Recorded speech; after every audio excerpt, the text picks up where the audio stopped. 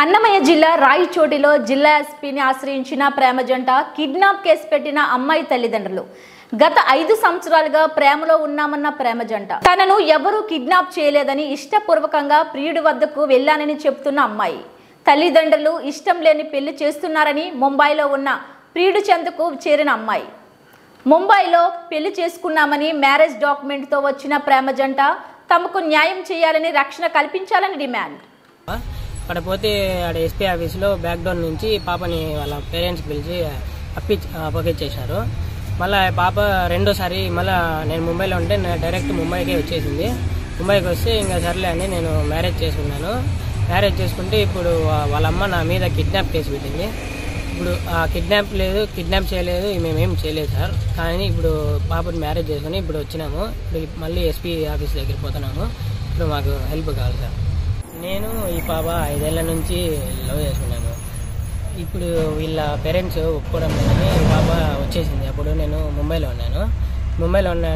ఈ పాపని ఎస్పీ ఆఫీస్కి పోకుంటే అక్కడికి పోతే మాట్లాడి వీళ్ళ పేరెంట్స్ని అప్పచెప్పేసినారు.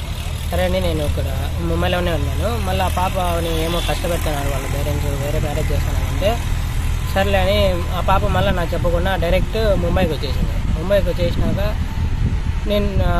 నువ్వు రాకపోతే నేను చచ్చిపోతా, నేను చెప్పినాను ముందే ఇంటికి వెళ్ళిపోమని. ఇంటికి చెప్పిపోతే కూడా నేను చచ్చిపోతా కానీ నేను పోను అని చెప్పింది ఆ బాబా. సర్లే అని నేను ఎందుకు చచ్చిపోవాలి అని తీసుకొని పోయినాను. ఇంకా ఆధార్ కార్డు అవి చూపించి అక్కడ లాయర్ దగ్గర పోయి నోటరీ వేసుకొని నిక్కా చేసుకున్నాను. వాళ్ళ అమ్మ నా మీద కిడ్నాప్ కేసు పెట్టింది.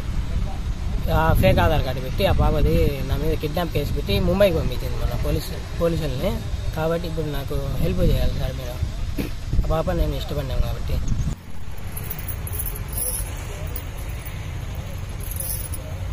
నా ఇష్టపూర్వకంగానే నేను వచ్చేసాను సార్ ఇంట్లో నుంచి. నాకు నచ్చలేదు, వాళ్ళు పెళ్లి చేద్దామని అనుకున్నారు.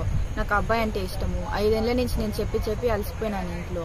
అందుకనే నా ఇష్టపూర్వకంగానే ఆ అబ్బాయి ముంబైలో ఉండి ముంబైకి వెళ్ళి అబ్బాయికి కాల్ చేసి నేను చచ్చిపోతాను రాకపోతే అని ఇద్దరం ఇష్టపూర్వకంగానే పెళ్లి చేసుకున్నాము. మా అమ్మమ్మ వాళ్ళు టార్చర్ చేస్తుంది, కిడ్నాప్ కేసులని ఏమేమో కేసులు పెట్టి టార్చర్ చేస్తుంది ఆ అబ్బాయిని, నన్ను, వాళ్ళ ఫ్యామిలీ మెంబర్స్ని.